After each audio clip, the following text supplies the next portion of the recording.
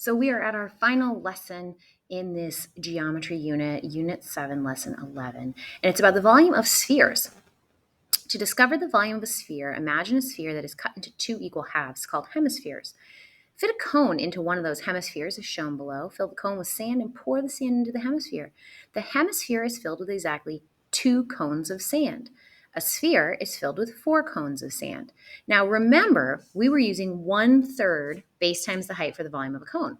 So if it takes 4 cones to fill a sphere, we're going to need 4/3 pi. And then because this is 3-dimensional, right, we would normally do r squared for the area of the cone, and then we would multiply by the height. Well, the height is also the radius. So it's going to be r cubed, which is kind of nice. It simplifies it a little bit. And if you think about a sphere, everything really has to do with being the same distance from the center. That's what makes a sphere a sphere. It's perfectly round. It's not oblong like a football. So volume of spheres. We have 2 spheres here. They both kind of look like a basketball to me. We are going to start with that 4/3 pi r cubed. So volume equals 4/3 pi r cubed. We're going to have to go pretty quickly with the approximately because 4/3 times 3.14 times the radius, which is 4 cubed. Don't forget, exponents have to come first. So 4/3 times 3.14 times, now 4 cubed, or 4 times 4 times 4 is 64. And we're going to have to do all of these kind of multiplied at the same time. So you would do the 4/3 and then times the 3.14 and then times the 64.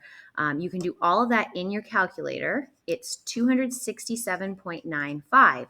Now, the 4/3, another option for dealing with that is that you can multiply 4 times everything else and then put the thirds underneath. And if you cannot do 4/3 in a calculator, this means the same thing, right? Because here's your 4/3 times the pi times the 64. All right, so next we are going to be talking about the sphere to the right of that. And in that sphere, they gave us the diameter is 16. Well, that's not very helpful because this uses the radius. So we're going to start with volume equals 4/3 pi times the radius cubed. And we're going to switch pretty quickly, right, to approximately 4 times 3.14 times, and we've got to do the radius, which is 8. So we're going to have to do 8 cubed, or 8 times 8 times 8, which is 512, and put it over the 3, right? So this is another way of representing the 4/3. 4 times pi times r cubed, all divided by 3. Why? Because there were 4 cones to fit in a sphere, and the sphere had the divided by 3, or the 1/3.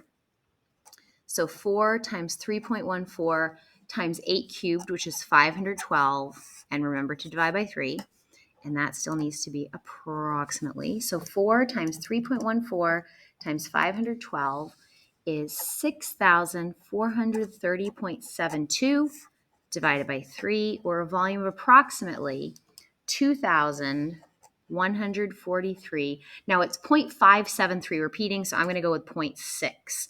I've got my approximately symbol, feet cubed. You also could have gone with 0.57. Find the volume of the shaded portion of the figure. So how do we do that? We've got a sphere that is unshaded inside a cube that is shaded. So we need the volume of both the cube and the sphere. So let's start with the cube. We would do volume equals area of the base times the height. It is a square base, so it's going to be 8 squared times the height 8, or a volume of 512 units cubed. Now that 512 should look familiar. 8 cubed we just did up here. 8 cubed, right? 8 squared times another 8. I also need the volume of the sphere, which is going to be 4/3 pi r cubed, or approximately 4/3 times 3.14 times. Now the radius of the sphere that's inside is a radius of 4, so 4 cubed, and I'm going to have to do 4/3 times 3.14 times 4 cubed, which is still 64, again, a number we used right up here. 4 to the third is 64.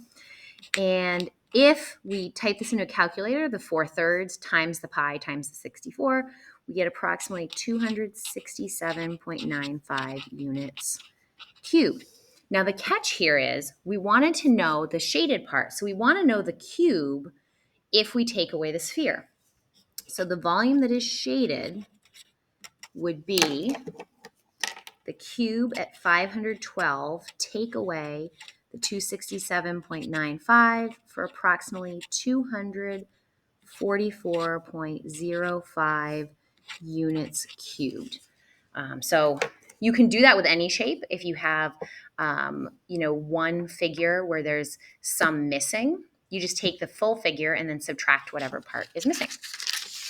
Now on the back, we have a silo. A silo is made up of a cylinder and a hemisphere on top. So the cylinder, we would be using our formula for a cylinder or volume of a cylinder.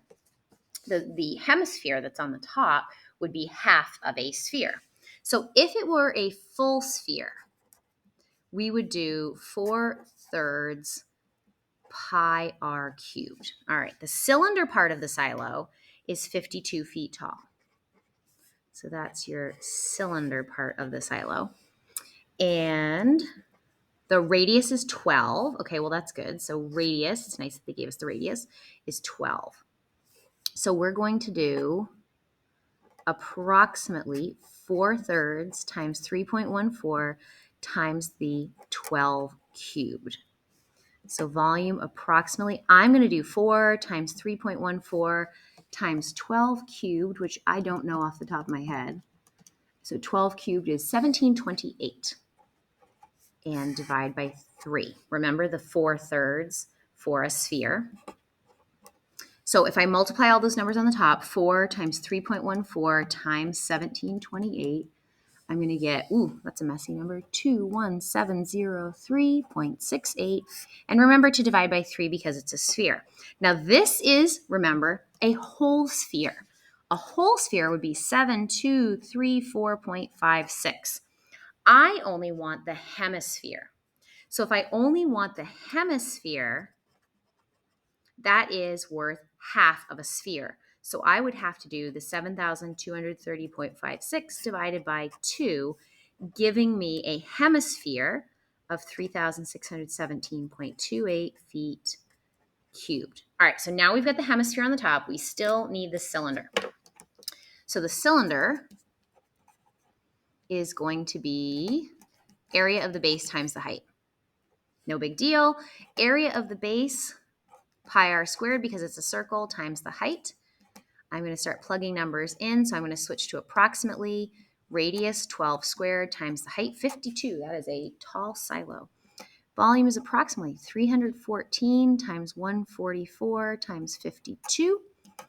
So my volume is approximately 450. That is way not big enough. So I must have made a mistake somewhere on there. Let's see, 3.14 times 144 times 52. That is, I don't know where I got that 45 from, 23,512.32 feet cubed. So if I want the total volume of the silo, if I filled it right to the brim, every single cubic foot available, the silo would be the hemisphere plus the cylinder at approximately 27,129.6 feet cubed.